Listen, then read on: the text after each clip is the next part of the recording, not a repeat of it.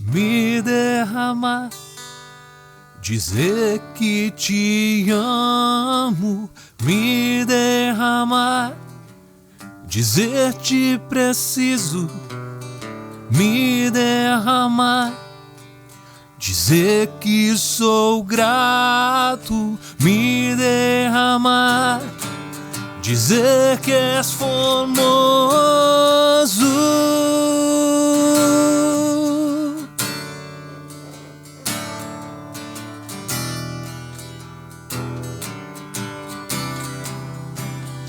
Eis-me aqui outra vez diante de ti, abro meu coração, meu clamor, tu escutas e fazes cair as barreiras em mim. És fiel, Senhor, e dizes palavras de amor, esperança sem fim. Ao sentir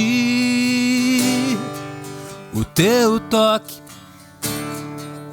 por tua bondade libertas meu ser pro calor deste lugar.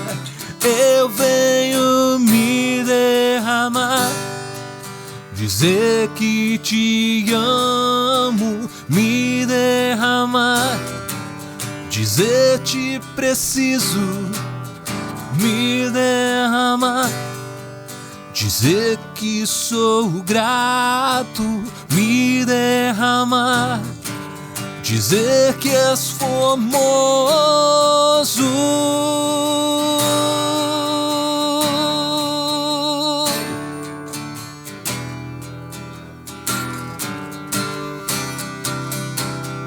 Eis-me aqui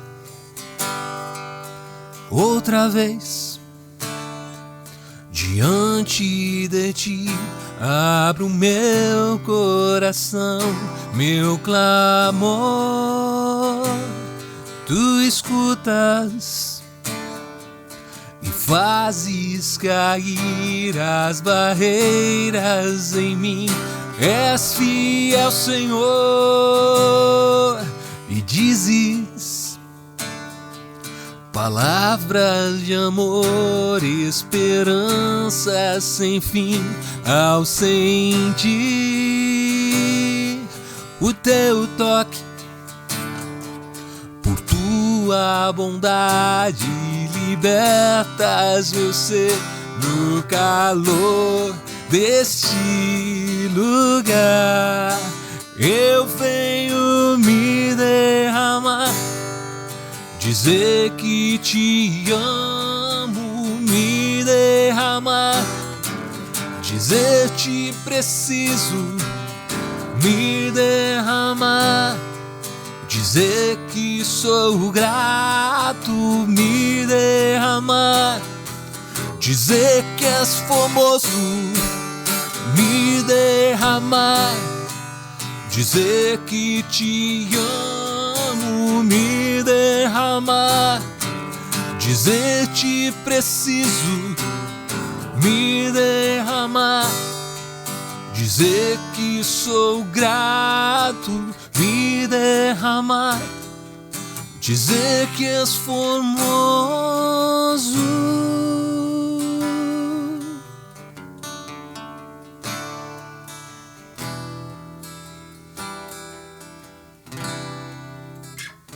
Eis-me aqui.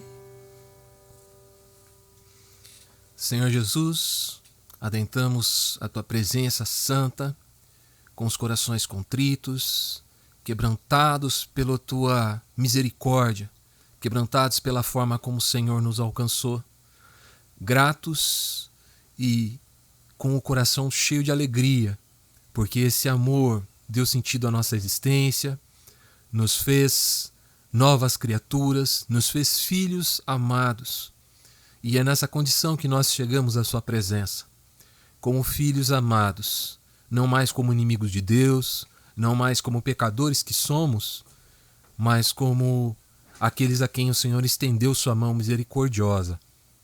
Nós te somos gratos por isso, Senhor. E nós queremos hoje estar mais conscientes do seu coração, estar mais conscientes da sua mente, estar mais aproximados, mais assemelhados à sua pessoa. Nós queremos nos parecer com Jesus e é por isso que nós nos reunimos, porque nós queremos te ouvir e queremos te compreender, para que a nossa vida faça ainda mais sentido, graças à tua presença. É isso que nós te pedimos hoje. Abre os nossos olhos, abre o nosso coração, para que a gente não esteja alheio ao que o Senhor deseja falar conosco hoje. Em nome de Jesus, amém. E aí, como é que você tá? Tudo bem? Desculpa interromper aí a gravação da nossa reunião. É que eu vim falar de algo muito importante que a gente conversou antes de começar a gravar, que é uma iniciativa que nós passamos a adotar a partir desta semana, deste sábado. Muitas pessoas têm procurado nós da Igreja Presente com carências financeiras, carências para compra de remédio, para compra de leite para criança, para compra de alimento, para pagamento de aluguel e outras questões assim. E, em geral, como é que nós temos procedido quando isso acontece? Primeiro, eu tiro do meu bolso e abençoo.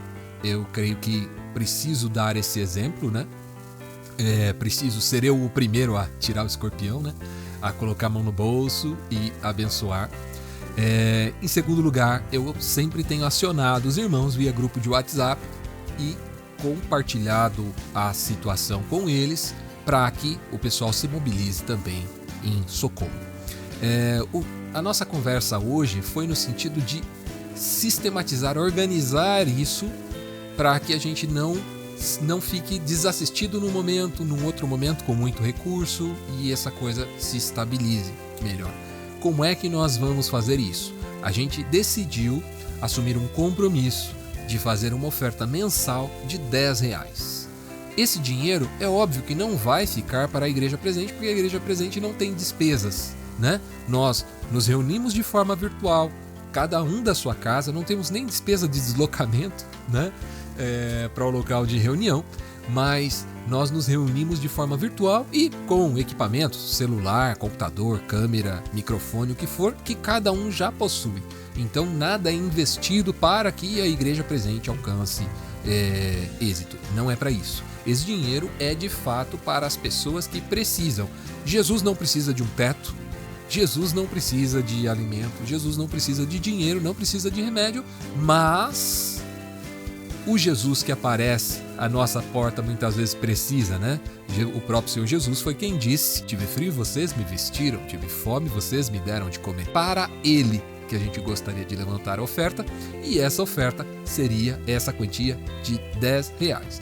Para você participar dessa ação que nós estamos fazendo com os membros da Igreja Presente, talvez você não tenha participado dessa reunião de sábado, ou talvez você nunca participou da reunião, vai saber, só está assistindo no YouTube, basta você escanear esse QR Code aqui. Esse QR Code vai direto para o Pix da Igreja Presente no Banco Next. Então você pode também utilizar o Pix por e-mail, que é esse aqui, é aigrejapresente@gmail.com. O que eu só peço para os irmãos é que mantenham essa colaboração de forma regular.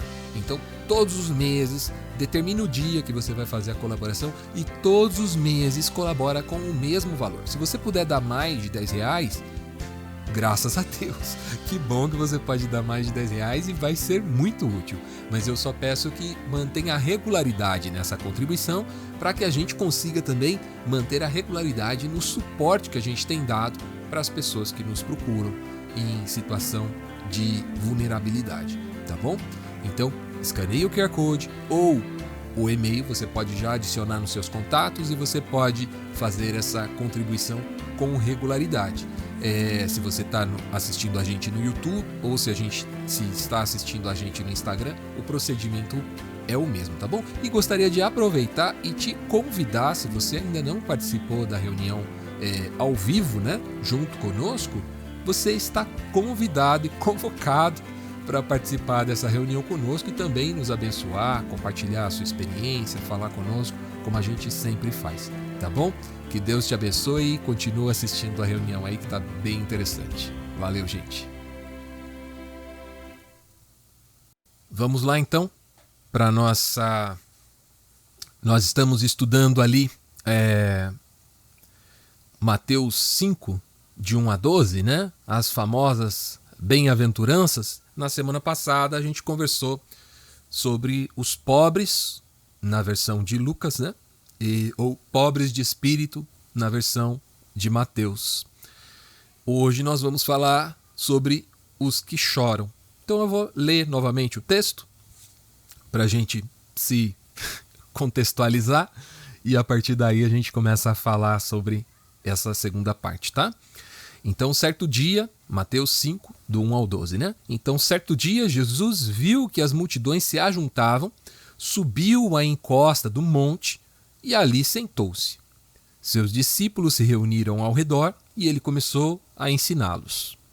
Felizes os pobres de espírito, pois o reino dos céus lhes pertence. Felizes os que choram, pois serão consolados. Felizes os humildes, pois herdarão a terra. Felizes os que têm fome e sede de justiça, pois serão saciados. Felizes os misericordiosos, pois serão tratados com misericórdia. Felizes os que têm coração puro, porque eles verão a Deus. Felizes os que promovem a paz, pois serão chamados filhos de Deus. Felizes os perseguidos por causa da justiça, pois o reino dos céus lhes pertence. Felizes são vocês, quando por minha causa sofrerem zombaria e perseguição, e quando outros mentindo disserem todo tipo de maldade a seu respeito. Alegrem-se e exultem, porque uma grande recompensa os espera no céu. E lembrem-se que os antigos profetas foram perseguidos da mesma forma. Essa é a versão de Mateus das bem-aventuranças. A de Lucas, que a gente não vai ler completa hoje, está lá em Lucas 6, do 20 ao 26. Ele é um pouco mais resumido. A diferença entre as duas é essa. A de Lucas vai ter só 4 bem-aventuranças e ele vai falar os ais também, né? Então vai falar bem-aventurados os pobres, ai dos ricos. Bem-aventurados os que choram, ai dos que riem, e por aí vai. Isso tudo está no contexto do Sermão da Montanha, que segundo o John Stott, né, é Jesus exibindo um conjunto de valores distinto do mundo. Então esse é o propósito do Sermão da Montanha. Ele é a nossa lei. A nossa lei não é a lei dada a Moisés. Aquela é uma lei dos hebreus. A nossa lei, como discípulos de Jesus, está expressa no Sermão da Montanha. E as bem-aventuranças são uma fração dessa lei. Assim como, a lei de Moisés tem os 10 mandamentos, que são uma fração dessa lei. As bem-aventuranças são uma fração da lei de Jesus, do Sermão da Montanha. E ela vai falar que a verdadeira felicidade vem com o estabelecimento do reino de Deus. E ele coloca em contraponto esses valores do reino de Deus e esses valores seculares. E ele faz a distinção muito clara em quem é cidadão do reino de Deus e quem é cidadão desse mundo, né? E aí, se a gente pegar outros autores, né, e inclusive falas de Jesus também, a gente vai ler sobre reino de Deus e império das trevas, que são essa contraposição. Muito bem, hoje a gente vai falar sobre felizes os que choram, porque eles serão consolados. Essa frase, felizes os que choram, é por si só uma antítese, né? Antítese é uma figura de linguagem que Jesus usa muito, inclusive. Como pode ser feliz o que chora, né? Parece é o contraponto, são palavras que parecem ser opostas. E ele usa esse paradoxo para trazer uma reflexão profunda, para a pessoa parar e pensar, mas como assim pode ser feliz o que chora? Jesus usa isso várias vezes. Jesus usa isso, por exemplo, ali no relato de Lucas 17, 33, ele diz assim, quem se apegar à sua vida, a perderá. Mas quem abrir mão da sua vida, a salvará. Então ele está fazendo uma antítese. É uma oração que coloca duas coisas que aparentemente são opostas E ele inverte essa ordem, né? Essa oposição. Outro exemplo é lá Mateus 20, 26 e 27. Ele fala assim, a gente leu esse texto recentemente, né? Entre vocês, porém, será diferente. Quem quiser ser o líder, que seja o servo. E quem quiser ser o primeiro, que se torne escravo. Então Jesus usa esse recurso, é uma figura de linguagem, antítese, né? Ele usa esse recurso para chamar a reflexão. Outro exemplo está em Mateus 5, que é aqui dentro mesmo do Sermão da Montanha, né? Mateus 5, verso 44, Jesus fala assim, eu, porém, lhes digo, amem os seus inimigos e orem pelos que os perseguem, por quem os persegue. Então, Jesus está dizendo, o seu inimigo precisa ser alvo do seu amor. Parece absurdo, é um contrassenso. O inimigo, ele merece o quê? Né? Ele merece minha ira, merece minha revolta, justiça, e sim, ele merece todas essas coisas, tá? Não está dizendo que ele não merece. A questão é, eu, como discípulo de Jesus, devo amá-lo, né? Independente do que ele merece. Muitas vezes ele merece mesmo o pior, mas não é de mim que ele vai receber isso, né?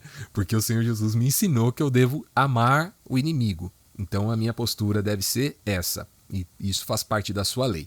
Então, essa figura que ele utiliza, feliz o que chora, é em si uma antítese. E a antítese, ele tem esse poder de gerar uma reflexão, de botar a gente para pensar. Não dá para ficar na superfície quando você ouve uma frase dessa. Feliz o que chora. Agora, existe uma conclusão. Jesus explica o porquê que o que chora é feliz. Ele fala, porque serão consolados, certo? Então não é feliz porque chora. Ele chora e ele é feliz porque ele será consolado. Há algo que vem depois do choro, né? O motivo pelo qual os que choram, Jesus chama de felizes, é porque eles serão consolados. Por outro lado, se a gente for lá para Lucas, que eu citei agora, né? O relato de Lucas das bem-aventuranças, Lucas 6, 25 vai falar isso. Ele diz que aflição os espera, os que agora riem, pois seu riso se transformará em lamento e tristeza. A mesma imprevisibilidade da vida, que diz que o que chora um dia vai ser consolado, também deixa claro que aquele que ri um dia vai chorar também. O resumo é, o mundo dá voltas. A gente diria na nossa linguagem moderna, né? O mundo dá voltas. Há aquele salmo famoso, né? O choro pode durar uma noite, mas a alegria vem pela manhã. E isso soa como uma promessa. Mas mais do que uma promessa, é uma realidade da vida. Um dia a gente chora. No outro dia cedo a gente ri. As coisas são assim. À noite você está chorando e de manhã você está rindo. As coisas mudam, né? O cenário se transforma. Então, se hoje eu estou chorando, meu choro não vai durar para sempre, né? Ele vai ser substituído por consolo. Isso vai acontecer. E, por outro lado, se eu estou rindo, eu preciso ter a consciência que essa minha alegria também não é eterna, né? Esse é um momento que eu estou vivendo. Muito bom. E um momento eu vou chorar também, né? Porém, há algo que a gente precisa levar em conta quando a gente analisa essa imprevisibilidade da vida e a nossa responsabilidade, né? Felizes os que choram, porque eles serão consolados.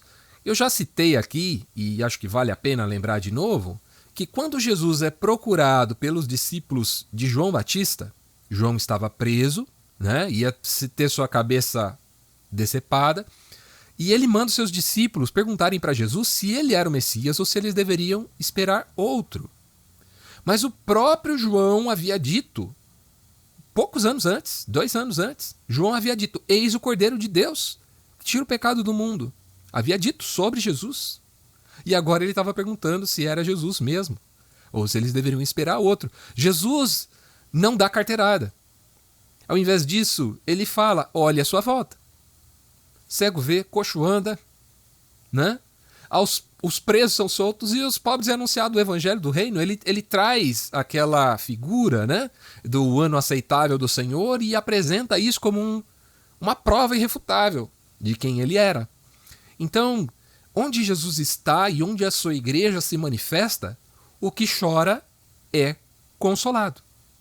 Esse o curso natural das coisas. O pobre vai herdar o reino e o que chora vai ser consolado do motivo do seu choro, porque Jesus está ali. Então, para além dessa questão da volatilidade da vida e de nós, como discípulos de Jesus, sermos aqueles que trazem consolo para o que chora, né? Assim como Jesus faria, a gente tem diante de nós uma questão de prioridades. Eu vou ler um trechinho de João, capítulo 5, e vocês vão entender onde eu quero chegar com isso e por que eu estou fazendo essa relação, tá? João 5, do verso 1 até o 16, diz assim, é uma história de um milagre de Jesus, tá? Depois disso, Jesus voltou a Jerusalém para uma das festas religiosas dos judeus.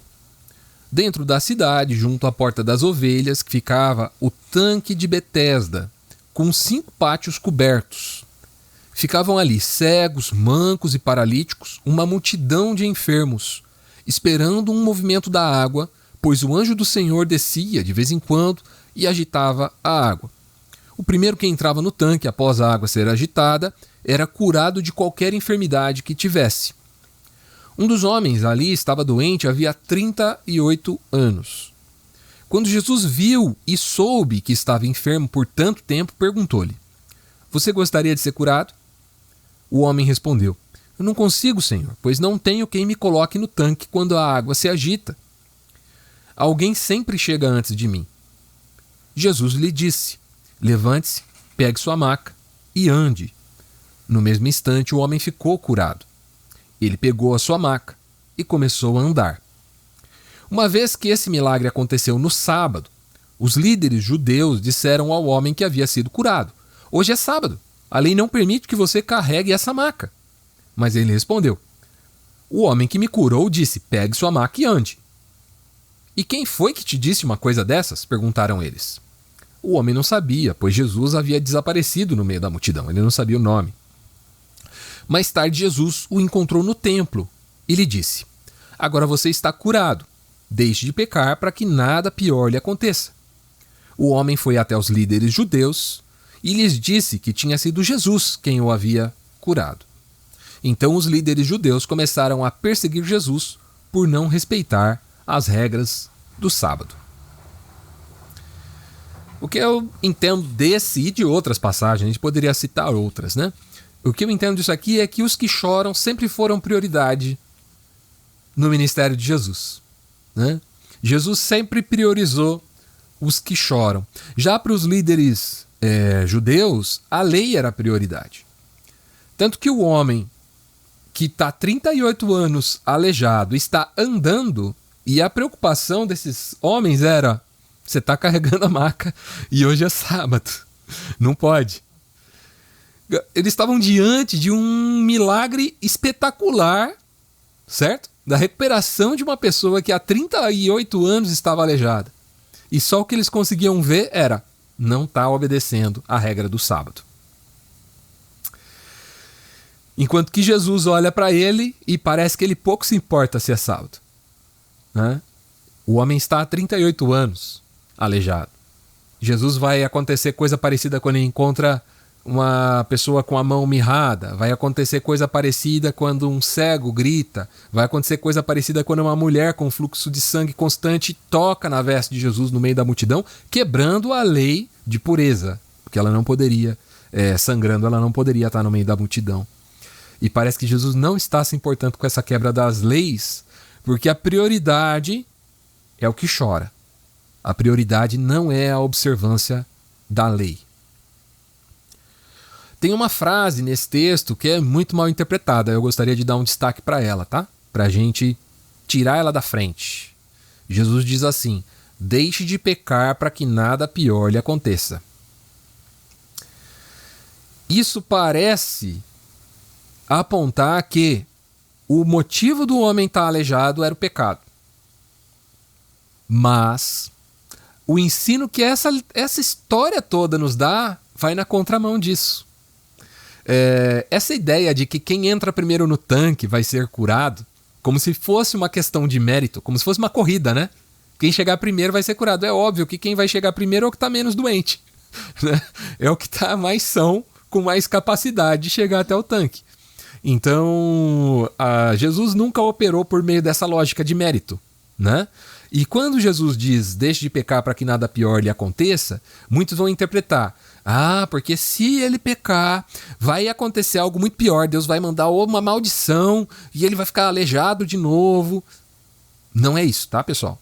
Não é isso que Jesus está dizendo aqui. Isso não é uma ameaça de Deus. Jesus estava dizendo para ele tomar cuidado com os religiosos.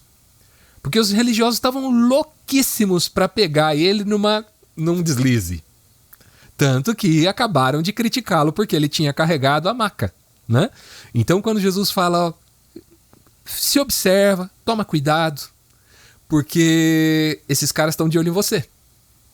Pode te acontecer uma coisa pior, né? Você cair na mão desses religiosos não é fácil. O mesmo conselho que Jesus dá para a mulher adúltera, lembra? A mulher adúltera, Jesus diz, eu não vou te apedrejar, eu não te apedrejo, né? Porque ele poderia, né? Quem não tem pecado, que comece. Ele fala, nem eu te condeno. Vá e não peque mais. Por que Jesus está dizendo vá e não peque mais? Para ela não cair na mão desses malucos que querem achar um motivo para apedrejar alguém, né? Então isso não é uma ameaça de Deus, tá, gente? Não é assim, Deus te curou, agora se você pecou, você vai voltar a ter doença. Desculpa, isso não faz sentido nem com a mensagem de Jesus, nem com o evangelho do reino.